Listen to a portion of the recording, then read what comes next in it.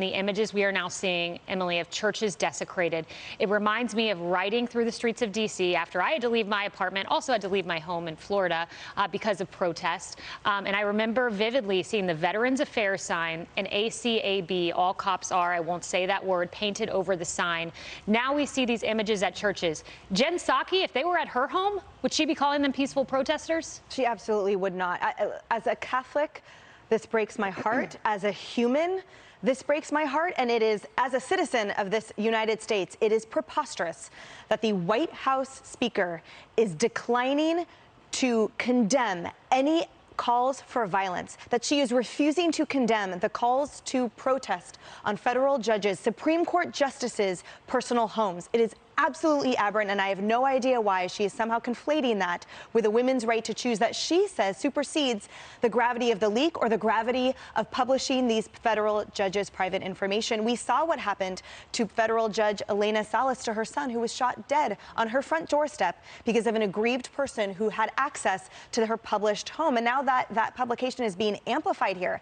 Meanwhile, we have a report by the Inspector General of the DOJ that says that the U.S. Marshals are not equipped at this moment to adequately and accurately protect these federal judges, let alone the Supreme Court justices. We have the National Center for Fusion, who hosted a call yesterday with many law enforcement agencies, including the FBI and the State Department, that raised concerns about the level of extremist potential for violence, lone wolf actors. And this, by the way, was aside from the ideology expressed by the protesters. This has nothing to do with that. This has to do with calls for protests, potential for violence that the White House is refusing to tamp down because they are trying to dog whistle to their progressive left. It's absolutely unacceptable, and I am frightened for what might happen this Sunday. Me too. Carly, I didn't think I would see a day where from the White House podium, illegal activity was condoned. And make no mistake, that's what we heard yesterday with the refusal to call off the protest at people's homes.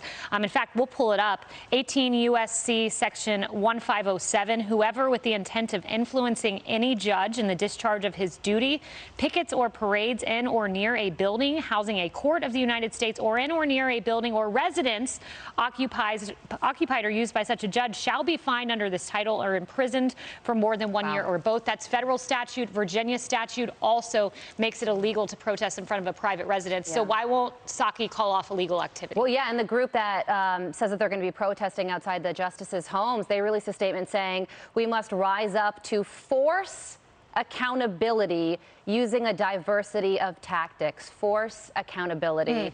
Using diverse tactics. That's an aggressive call to action. That's much more than what Jen Psaki described as passion, fear, and sadness. And there's always been a militant nature to the pro-choice movement, but it's gotten much more rage-filled in recent years. When you go to, you ever see video or go to a pro-choice rally, you sometimes see signs that say abortion is essential.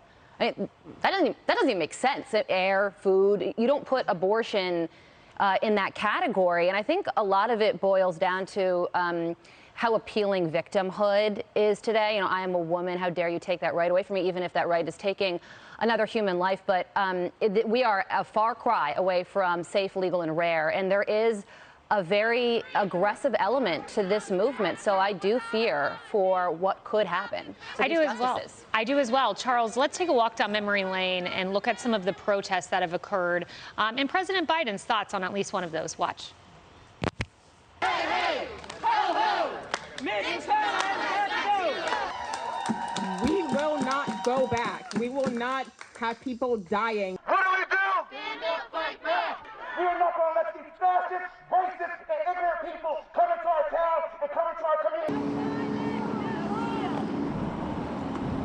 We need solutions to build that better plan. I don't think they're appropriate tactics, but it happens to everybody. From the only people it doesn't happen to are people who have Secret Service standing around them. It's part of the process. Charles, that was Mitch McConnell's home, Justice Kavanaugh's home, Senator Hawley's home, Joe Manchin's boat, Kyrsten Sinema being chased into a bathroom. On that point specifically, Joe Biden said it's part of the process. Yeah, he kind of laughed it off. But this goes even further to your point. It feels like the White House is encouraging this. I think, though, what's so ironic is these are the same folks who keep talking about January 6th. Like, I don't know how you can do both. Okay, you had a peaceful protest where a bunch of people who left it became violent. And now, you know, they've spent 5 months telling us it's an insurrection, it's a coup, you know, because the guy in the biking hat was going to be the president of the United States, I guess. So you spend all that time pointing to things that this led to violence, that led to violence, nitpicking, you know, general conversation. And here you have it out in the open. The same thing they claim, the same type of stuff they claim led to an insurrection. I mean, you're right. This is a tacit approval.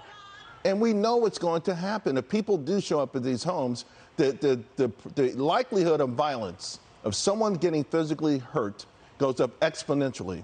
This is so irresponsible. I will say one more thing as we were playing some of these Biden shots earlier. He keeps preaching fear. That's all he does. It's not just division, it's fear. He wants black people to be afraid. He wants gay people to be afraid. Not just division, but afraid and angry. It's true. And Cassie, you know, I've known you for a long time. You're a great person of faith, a Catholic. How does it make you feel when you see 6 Catholic extremist justices and then those awful desecrated images? Well, where's the devout Catholic in the White House standing up for fellow Catholics, I would say, on that.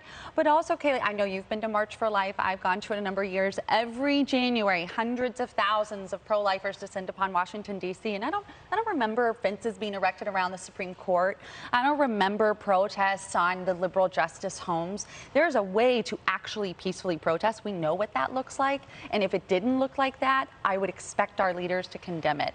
So the fact that they're not on the left, who are they afraid of? Who are they beholden to? Who are these dark money groups that are saying, don't you dare call this out? That's what I want to know more about. Yeah, because they're giving stipends to these guys. Yeah, stipend. Where's that money coming from? I would love to know. Yeah. We did some research, and we know they're at least pointing you to a group affiliated with Black Lives Matter. So, you know, there's a tangled